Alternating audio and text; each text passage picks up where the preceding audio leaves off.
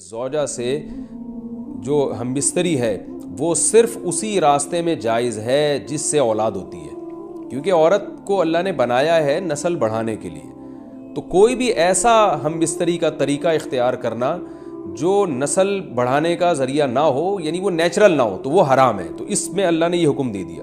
تو اس سے صاف یعنی حدیث سے بھی پتہ چلتا ہے اور تمام فقہاء کا اجماع بھی ہے اس آیت کی روشنی میں کہ مسئلہ تھوڑا حیا کے خلاف ہے، لیکن میرا خیال ہے بتانا ضروری ہے کہ پچھلے راستے سے عورت سے ہم بستری کرنا بالکل حرام ہے، ناجائز ہے. اور نبی صلی اللہ علیہ وسلم کی اس پہ بہت شدید لعنت ہے، بہت شدید وعید ہے.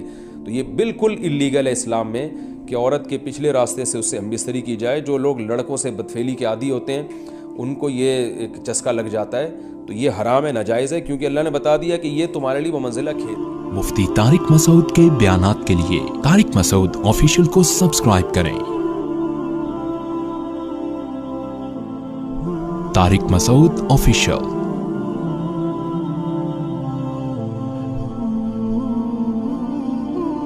اللہ نے ارشاد فرمایا نساؤکم حرث لکم، تمہاری عورتیں تمہارے لیے بمنزلہ کھیت کے ہیں. حرث عربی میں کھیت کو کہتے ہیں.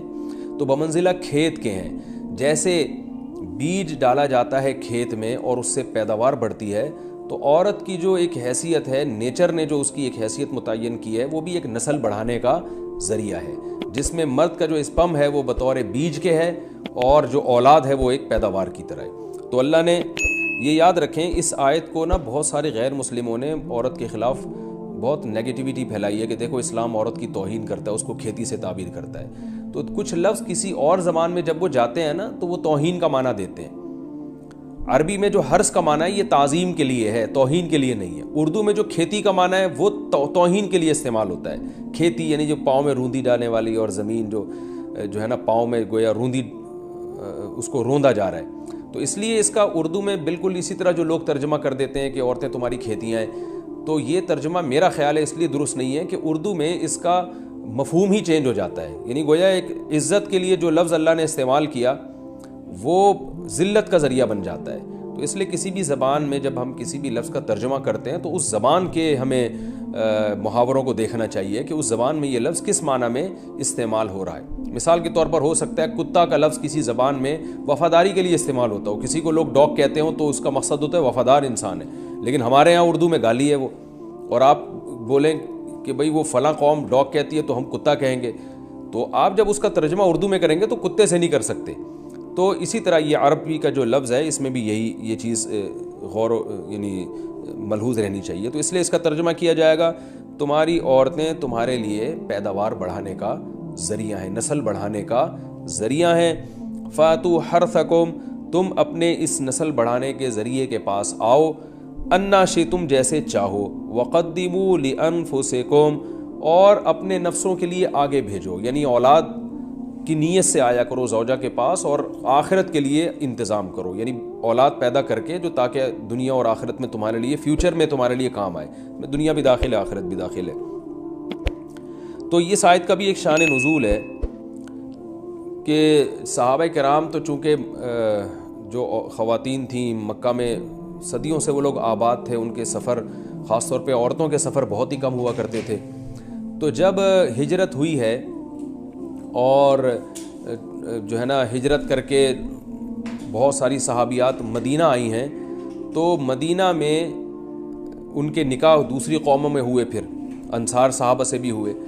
تو چونکہ تقویٰ تھا ان خواتین میں، للہیت تھی، تو بعض جگہ ایسے واقعات ہوئے کہ میاں بیوی کے جو آپس کا ریلیشن ہوتا ہے، ظاہر ہے وہ ہر قوم میں اور ہر جو ہے نا شخص کا مزاج دوسرے سے مختلف ہوتا ہے. تو بعض مردوں نے اس طرح سے اپنی زوجات کے ساتھ ہم بستری کی کہ ان خواتین کو پھر اشکال ہوا کہ پتہ نہیں اس طرح سے ہم بستری کرنا جائز بھی ہے یا نہیں ہے. تو انہوں نے نبی صلی اللہ علیہ وسلم سے یہ مسئلہ پوچھا کہ یا رسول اللہ، ہمارے شوہر ہمارے پاس اس طرح سے آتے ہیں تو کیا یہ جائز ہے یا نہیں. تو ان کے سوال کو بھی مبہم رکھا گیا اور قرآن نے اس کے جواب کو بھی کنایتاً بیان کیا، کیونکہ مسئلہ بظاہر حیا کے خلاف ہے. تو قرآن جب بھی کوئی ایسی بات ہوتی ہے تو اشارتاً کنایتاً اس کا تذکرہ کر دیتا ہے تاکہ مسئلہ بھی واضح ہو جائے، کیونکہ ظاہر ہے اس کی ضرورت تو قیامت تک آنے والے انسانوں کو پڑ سکتی ہے نا. یہ تو ہر میاں بیوی کا اپنا ایک ذاتی مسئلہ ہوتا ہے کہ ہمیں کس طرح سے پرمیشن ہے، کس طرح سے پرمیشن نہیں ہے. تو اللہ تعالیٰ نے بھی اشارتاً ہی اس حکم کو قرآن میں بیان کر دیا، اور قرآن میں اس لیے بیان کیا کہ تاکہ اس میں کوئی اجتہادی اختلاف کی گنجائش نہ رہے۔ تو اللہ نے قرآن مجید میں بیان کیا، فرمایا نساؤکم حرث لکم، تمہاری جو ازواج ہیں، تمہاری جو بیویاں ہیں، وہ تمہارے لیے بمنزلہ کھیت ہیں۔ کھیت کا مطلب کیا ہوتا ہے؟ پیداوار بڑھانے کا ذریعہ۔ تو اس میں سب سے پہلا مسئلہ تو قرآن نے یہ بیان کر دیا کہ زوجہ سے جو ہم بستری ہے وہ صرف اسی راستے میں جائز ہے جس سے اولاد ہوتی ہے، کیونکہ عورت کو اللہ نے بنایا ہے نسل بڑھانے کے لیے۔ تو کوئی بھی ایسا ہم بستری کا طریقہ اختیار کرنا جو نسل بڑھانے کا ذریعہ نہ ہو، یعنی وہ نیچرل نہ ہو، تو وہ حرام ہے۔ تو اس میں اللہ نے یہ حکم دے دیا۔ تو اس سے صاف یعنی حدیث سے بھی پتہ چلتا ہے، اور تمام فقہاء کا اجماع بھی ہے اس آیت کی روشنی میں کہ مسئلہ تھوڑا حیا کے خلاف ہے، لیکن میرا خیال ہے بتانا ضروری ہے کہ پچھلے راستے سے عورت سے ہم بستری کرنا بالکل حرام ہے، ناجائز ہے، اور نبی صلی اللہ علیہ وسلم کی اس پہ بہت شدید لعنت ہے، بہت شدید وعید ہے۔ تو یہ بالکل اللیگل ہے اسلام میں کہ عورت کے پچھلے راستے سے اس سے ہم بستری کی جائے۔ جو لوگ لڑکوں سے بدفعلی کے عادی ہوتے ہیں ان کو یہ ایک چسکا لگ جاتا ہے، تو یہ حرام ہے، ناجائز ہے، کیونکہ اللہ نے بتا دیا کہ یہ تمہارے لیے بمنزلہ کھیت کے ہیں۔ تو اس میں قرآن نے وہ جو سوال تھا نا اس کی طرف اشارتاً جواب دے دیا، اور آگے فرمایا فاتو حرثکم، تم اپنے کھیت کے پاس آؤ، یعنی پیداوار بڑھانے کا جو ذریعہ ہے اس جگہ کی طرف آؤ، انا شئتم، جیسے چاہو، یعنی باقی جس طرح سے تم چاہو زوجہ سے ہم بستری کر سکتے ہو، اس میں کوئی خاص طریقہ متعین نہیں ہے۔ میاں بیوی کا ایک دوسرے سے کوئی پردہ نہیں ہے، ہن لباس لکم وانتم لباس لہن، یہ دونوں ایک دوسرے کے لیے لباس ہیں۔ تو اس میں طریقہ کار کوئی بھی ہو سکتا ہے، کسی بھی طرح سے کرنا چاہو ایک دوسرے سے لطف اندوز ہو سکتے ہو، لیکن فاتو حرثکم آنا موضع حرث میں ہے۔ حرث کا مطلب وہ اس جگہ کی طرف آنا ہے جہاں سے نسل بڑھتی ہے، کسی اور راستے کی طرف۔ اس سے صاف طور پر جو ہے نا وہ جو فاسق فاجر لوگوں کی جو برائی ہے، جو لڑکوں سے بدفعلی کے نتیجے میں پیدا ہوتی ہے، اس کا اللہ نے قلع قمع کر دیا کہ اس کی اسلام میں بالکل اجازت نہیں ہے۔ باقی طریقہ کار کیا ہوگا یہ تمہارے اوپر، اس کی اللہ نے تمہیں اجازت دی ہے۔ وَقَدِّمُوا لِأَنفُسِكُمْ، اور چونکہ بار بار حرث کا تذکرہ ہو رہا ہے کہ نسل بڑھانے کا، تو اس لیے اللہ نے فرمایا کہ قدموا لانفسکم، اپنی ذات کے لیے فیوچر میں انتظام کرو۔ قدموا کا مطلب آگے بھیجو اپنی ذات کے لیے سرمایہ۔ کیا مطلب؟ کہ جب زوجہ سے ہم بستری کرو تو نیت اولاد کی ہونی چاہیے، تاکہ وہ اولاد دنیا میں بھی اور آخرت میں بھی تمہارے لیے ذخیرہ بن جائے۔ تو یہ نسل بڑھانے کی بہت زبردست ترغیب ہے اس آیت میں، اور اس آیت میں اللہ نے عورت کا کہ بہت ساری ذمہ داریوں میں سے ایک بڑی ذمہ داری کا بھی بیان بتا دیا کہ عورت کو اللہ نے بنایا ہے، جو مرد اور عورت کا جو فرق رکھا ہے نا، اس فرق کی بڑی وجہ یہی ہے کہ مرد کے اسپم کو اللہ نے بیج کے طور پہ پیدا کیا ہے، اور عورت کو اللہ نے زمین کے طور پہ۔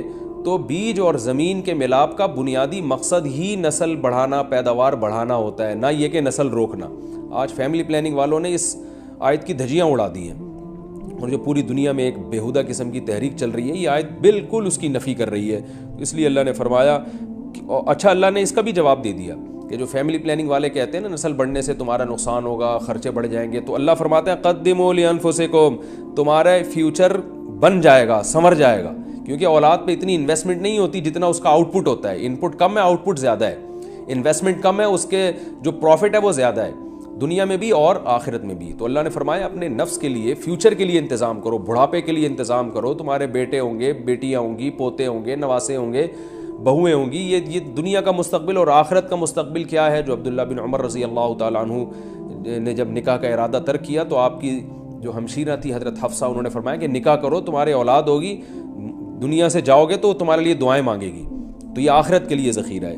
تو اس لیے اللہ نے فرمایا کہ آخرت کے لیے ذخیرہ کرو، واتقوا اللہ، اور اللہ سے ڈرو، واعلموا انکم ملاقوہ، اور جان لو کہ تم نے ایک دن اللہ سے ملاقات کرنی ہے۔ تو جتنے حکام اللہ نے تمہیں اس آیت میں دی ہیں ان تمام حکام کو تم نے فالو کرنا ہے۔ وبشر المومنین، اور ایمان والوں کو خوشخبری سنا۔ دوسرا نام ہے نکاح کے بعد میاں بیوی کہیں بھی تنہائی میں جمع ہو جائیں تو اٹ از کالڈ رخصتی۔ شریعت کی نظر میں یہ رخصتی بولو ہو گئی ہے، اب شریعت کے حکام سارے چینج ہو جاتے ہیں۔ رخصتی سے پہلے بیوی کو طلاق ایک دفعہ دے دی، نکاح ختم۔ رخصتی کے بعد ایک دفعہ طلاق دی ہے تو نکاح ختم نہیں ہوتا۔ تو رخصتی کسے کہتے ہیں؟ نکاح کے بعد کہیں بھی تنہائی میں مل گئے ہو، جہاں وہ آپس میں ریلیشن قائم کرنا چاہتے تو کوئی رکاوٹ نہ ہوتی. تو شریعت میں اس کو کیا کہتے ہیں؟ رخصتی. ہمارے ہاں رخصتی کا مطلب ہوتا ہے کہ وہ دلہن کے سر پہ قرآن رکھا ہے, سارے گھر والے روتے ہوئے, مائیں اس کو بٹھا رہی ہیں, کیمرے نے ماں کی طرف رخ کیا ہوا ہے کہ کتنا رخ 50-50 میں آتا تھا نا, 50-50 میں بڑا زبردست آتا تھا وہ, اس میں دکھایا کہ ماں بیٹی کو رخصت کر رہی ہے روتے ہوئے نا, اور سب بہنیں رو رہی ہیں, اور گاڑی میں بٹھایا تو کیمرے والے نے کہا وہ بٹن آن کرنا بھول گیا تھا میں. اس نے کہا کمبخت اتنی مشکل سے روئی تھی, چلو دوبارہ واپس. پھر دوبارہ سے دلہن کو لے کر گئے, پھر روتے ہوئے. تو یہ نہیں معاشرے کا کلچر دکھایا کہ ان میں بھی ڈرامے بازیاں بہت چل رہی ہوتی ہیں. حالانکہ اب یہ رخصتی یہ رخصتی نہیں ہے. رخصتی وہ ہے کہ نکاح کے بعد اگر یہ پہلے کہیں تنہائی میں جمع ہو گئے ہیں تو شریعت میں رخصتی ہو گئی. رخصتی سے پہلے اگر طلاق ہوتی ہے عورت پہ عدت نہیں ہوتی, ادھر مرد نے طلاق دی فوراً کہیں شادی کر لے وہ. لیکن جب تنہائی میں جمع ہو گئے, چاہے وہ چھپڑ میں کہیں ملے ہوں, ماں باپ کو پتہ بھی نہ ہو, اب اگر ڈیورس ہوگی تو عورت کو عدت گزارنا واجب. آج کل یہ بڑا مسئلہ ہو رہا ہے, نکاح ہوتا ہے, لڑکیاں چھپ چھپ کے اپنے شوہر سے مل رہی ہوتی ہیں, ماں باپ سمجھ رہے ہوتے ہیں ہم نے تو 26 نومبر کی ڈیٹ متعین کی ہے. اب کیا ہوا, جھگڑا ہوا, میاں نے طلاق دی. اب خواتین فون کر کے کہتی ہیں کہ ہم تو رخصتی میں مل لیے تھے, تو اب شرن میرا تو کوئی اور رشتہ آ گیا ہے, کہتا ہوں آپ کے لیے نکاح حرام ہے, آپ عدت پوری کریں. یعنی عدت کیسے پوری کروں؟ ماں باپ بولیں گے کیا کر رہی ہے بھائی, عدت کے دوران تو عورت گھر سے نہیں نکل سکتی ہے بھائی. تو اب پکڑی جاتی ہیں, پھر ماں باپ کہتے ہیں بھائی یہ گھر میں کیوں ہے, اور ابھی فوراً شادی کر رہے ہیں, کیوں نہیں کر رہی وغیرہ, نہیں 3 مینسز. تو اس لیے چوری جو ہے نا وہ چوری ہی ہوتی ہے. تو ایسے کام کیا کرو جو بعد میں افورڈ کر سکو. بعض تو پھر اللہ کے غضب کو دعوت دیتی ہیں کہ اسی عدت کے دوران شادی کر لیتی ہیں کہیں اور, وہ نکاح ہوتا ہی نہیں ہے, غلط ہے وہ. تو رخصتی جب ہو گئی, میاں بیوی تنہائی میں جمع ہو گئے, پھر طلاق کے بعد احکام کچھ اور ہیں, رخصتی سے پہلے کے احکام کچھ اور ہیں. پورا مہر مرد پہ واجب ہو جاتا ہے رخصتی کے بعد. تنہائی میں جمع ہو گئے, مرد کے ذمہ مہر واجب ہو گیا. سمجھتے ہو, بہت سارے احکام ہیں. اگر رخصتی کے بعد چاہے وہ چھپ کے ملے ہوں, عورت کو حمل ٹھہر گیا, تو شوہر اگر انکار بھی کرے گا نا کہ یہ میرا نہیں ہے, تو شریعت شوہری کے کھاتے میں ڈالتی ہے کہ تمہارا ہی ہے. تو بڑے مسائل ہیں, اس لیے یہ چیزیں چھپن چھپائی ان میں صحیح نہیں. اور ماں باپ کو چاہیے اپنی ذمہ داری پوری کریں کہ جب وہ قائد اعظم کے مزار پہ مل ہی رہے ہیں اور ادھر جا جا کے ڈیٹے مار رہے ہیں, تو عزت کے ساتھ رخصت کر دو. کیا مصیبت بنائی ہوئی ہے تم لوگوں نے یار. نہیں جی پہلے وہ چمونی آپا آئیں گی, پھر وہاں سے خالہ آئیں گے, پھر ان کے ماموں سعودی عرب میں رہتے ہیں وہ آئیں گے, پھر ابا وہاں رہتے ہیں. چھوڑو بھائی, ٹینشن نہیں لو. دیکھو نکاح ایک ایسی چیز ہے, مشکل بنانا چاہو تو اس سے مشکل دنیا میں کچھ نہیں ہے, آسان بنانا چاہو بہت آسان. پہلے میں مشکل بنا کے دکھاتا ہوں. ہمارے معاشرے میں کیا ہوتا ہے, کوئی نکاح کا پیغام بھیجو, لڑکی والے ارے بھائی ایک دم باتیں, ارے بھائی نکاح کوئی بچوں کا کھیل, بہت مشکل. ایسی باتیں گھر کے خاندان کے بڑے کر رہے ہوتے ہیں. ارے بھائی ذمہ داریاں ہیں بھائی, بچوں کا کھیل تھوڑی. اس کے ماموں ہیں امریکہ میں ہیں اور چچا اس کے وہاں رہتے ہیں, اور پھر لڑکی کی شادی کی تیاریاں ہیں, اور پھر بھائی وہ تباہی, جیسے ایسا لگ رہا ہے کراچی میں طوفان آنے والا ہے. لڑکا بھی یہی باتیں کر رہا تھا. بھائی ایکچولی ابھی نکاح ہے بھائی, 2 سال میں پہلے ایجوکیشن مکمل کر لوں, پھر اس کے بعد بھائی بچوں کا کھیل تھوڑی ہے, ایسے ہی بنا کے نا وہ بھائی کر کے آدمی لگے گا بھائی یہ پتہ نہیں کشمیر فتح کرنے جا رہا ہے. ہلکا لو, بہت ہلکا ہے. وہ بھائی یہ لڑکی یہاں رہ رہی ہے, پارسل کر کے ادھر بھیجو اس کو. ادھر سے کیا پارسل کر دو ہے بھائی, 2 بول بلواؤ گواہوں کی موجودگی میں, بول پارسل کرو. ہمارے یہاں پارسل کا خاص انتظام ہے, لوگوں نے لکھا ہوتا ہے نا ریڈیو پہ, تو پارسل کر دو. پہلے باپ کھلا رہا ہے, کون کھلائے گا؟ شوہر کھلائے گا. یا 2 روٹی کھلانے کیا مسئلہ ہے, کھلا دے. تو بھائی الگ کمرہ چاہیے تو یار وہ کمرے تمہارے گھر میں 2-4 ہے نا, ایک تھوڑا سا ان کے لیے خاص کر دو یار. ہوتے ہیں گھروں میں عام طور پر, نہیں تو یار تو رینٹ پہ لے لے. میری جب دوسری شادی ہوئی تھی میرے پاس تو نہ گھر نہ ایک بالش زمین کا بھی میں مالک نہیں تھا. شوق خاندانی رکھے ہوئے تھے ہم نے, دکان پکوڑوں کی تھی، باتیں کروڑوں کی، شوق خاندانی ہونے چاہیے. تو میرے پاس کچھ بھی نہیں تھا.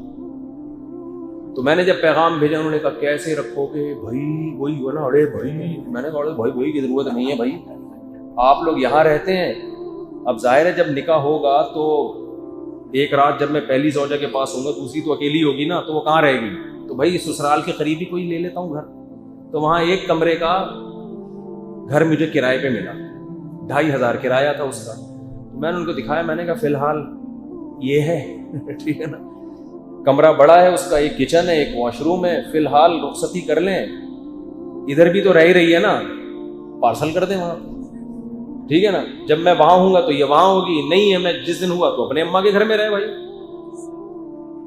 کم از کم ماں باپ کی ذمہ داری تو ختم ہو گئی نا کہ بچی کی شادی نہیں ہو رہی، میاں بھی مل گیا، خرچہ بھی میاں دے رہا ہے، پارسل کر دو یہاں سے وہاں. ایسا ہی ہوا. نکاح کی فوراً ڈیٹ متعین ہوئی ہے، اور چونکہ دوسری شادی چھپ کے ہی ہوتی ہے ورنہ آدمی پکڑا جاتا ہے. چھپ کے مطلب یہ نہیں کہ ہمیشہ چھپا کے، عین وقت پہ نہیں بتانا پڑتا ہے. عین وقت پہ بتاؤ گے تو سسرال سے پٹو گے. تو میں نے کہا بعد میں پٹ جائیں، دولہا بنا ہوا بیٹھا ہوں پھر پٹوں، یہ صحیح نہیں. اتنا میں قربانی نہیں دے سکتا. بعد میں بتا دوں، رخصتی ہو جائے پھر بتا دیں گے، لیکن عین وقت پہ بتانا کچھ بھی ہو سکتا ہے. تو اس میں پھر یہ ہوا کہ بھائی نکاح پڑھاؤ یار. تو ایسے ہی ہوا، میں گیا، میں نے کہا بھائی میرے 2-4 دوست تھے، 2-4 جو بہت بہادر تھے وہ آ گئے. عین وقت پہ 8-10 بھاگ گئے. وہ انہوں نے کہا ہم نہیں پڑھتے بھائی اس معاملے میں. تو بیٹھے ہیں بھائی، وہی ہوا، نکاح ہو گیا تو رخصتی ہو گئی، ہم لے گئے اس گھر میں. اور جب ہم پکڑے گئے پتہ چل گیا بھائی 2 ہیں، تو جو بھی پٹنا تھا پٹ گئے. تو یہی ہوتا ہے، جس رات میری باری نہیں ہوتی گھر والے اپنے والدین کے گھر میں. اس وقت کا سوچو. پھر ظاہر ہے جب انسان نکاح کرتا ہے تو اللہ کا بھی حکم پورا کر رہا ہے نا. تو اللہ نے بھی وعدہ کیا ہے کہ میں وسائل دوں گا. تو جیسے جیسے بچے ہوتے گئے وسائل بھی بڑھتے چلے گئے. پھر 1 کمرے والے گھر سے تھوڑے عرصے میں ہم 2 کمروں والے گھر میں آ گئے، پھر 3 کمروں والے گھر میں آ گئے. آئی بات سمجھ میں؟ اب اللہ کا شکر ہے میرے 5 بچے ہیں اور اچھا گھر ہے میرا. اگر میں اسی وقت سوچتا رہتا او بھائی کہاں سے پورے ہوں گے، تو بیٹھا ہوتا اب تک ایسے کے ایسے جیسے آپ لوگ بیٹھے ہیں. حقیقت میرے وہ دوست جو یہ کرتے رہے نا، وہ بھائی کہاں سے پورے ہوں گے، اب تک 40 سال کے ہو گئے، کمارے ہیں، چہروں پہ رونقیں ختم، ہر وقت بٹوے میں پیسے ہی دیکھتے رہتے ہیں، بھائی کرتے رہتے ہیں. تو نکاح کو ہلکا لو یار، پارسل کا انتظام ہے ہمارے یہاں. فی الحال 2500 کا ہی میں لے سکتا تھا اس وقت، 2005 کی بات ہے. تو میں نے کہا بھائی یہ گھر ہے، یہ یہاں رہ لیں گے. پھر آہستہ آہستہ انسان کے وسائل کھلتے چلے جاتے ہیں. ویسے بھی جب آدمی پہ ذمہ داریوں کا بوجھ پڑتا ہے تو کمانے کی بھی پھر اسی طرح ذمہ داری سے سوچتا ہے. وہ اس کو پتا ہے بھائی یہ پالتو لیے ٹینشن کھلانا میں نے، پھر وہ سنجیدہ بھی ہوتا ہے. تو نکاح کو آسان کر دو.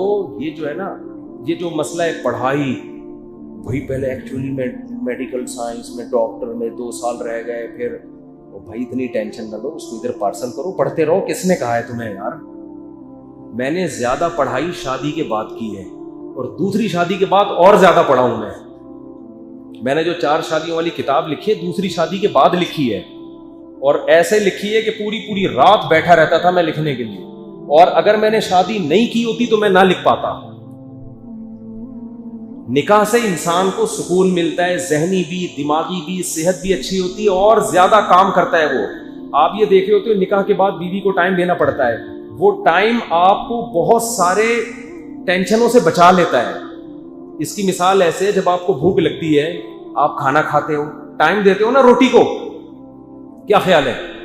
اب آپ کو یار میں کھانا کھانا چھوڑ دیتا ہوں، ایکچولی میرے آدھا ٹائم تو ناشتے میں اور کھانے میں اور ڈنر میں لگ جاتا ہے، اور پھر چائے گٹکے میں لگ جاتا ہے، میں ٹائم بچاؤں گا، یہ ٹائم پڑھائی میں لگاؤں گا. ابے تو ٹائم بچا کے پڑھائی میں لگائے گا نا، وہ ٹائم تیرا پڑھائی میں صحیح طرح سے لگے گا نہیں. تو ہر وقت پیٹ کو پکڑ کے بار بار گٹکے کا، چائے کا اور کھانے کا دل کرے گا. اس کا حل یہ کہ یہ تھوڑا سا ٹائم کھانے پہ لگا دے، اس کے بعد تیرے دماغ کیا ہو جائے گا؟ فریش. پھر بیٹھنا کتاب لے کے پڑھتا رہ بیٹھ. تو جیسے کھانے کی مرد کو حاجت ہے، بالکل مرد اگر آدمی کا بچہ ہے، وہ مرد ہے، انسان ہے، تو اس کو عورت کی حاجت بھی اسی طرح ہوتی ہے. تو اگر وہ حاجت اس کی پوری ہو جائے گی، آنکھ مٹکے چھوڑ دے گا، انٹیوں کو دیکھنا چھوڑ دے گا، ادھر ادھر دماغ گھر کا انسان کا بچہ دوستیاں بھی چھوڑ دے گا، جو ٹائم زیادہ ویسٹ کرتے ہیں دوست، گھر کا انسان کا بچہ بن کے شرافت سے گھر میں رہے گا، بیوی آپ کے ساتھ بہت سارے کاموں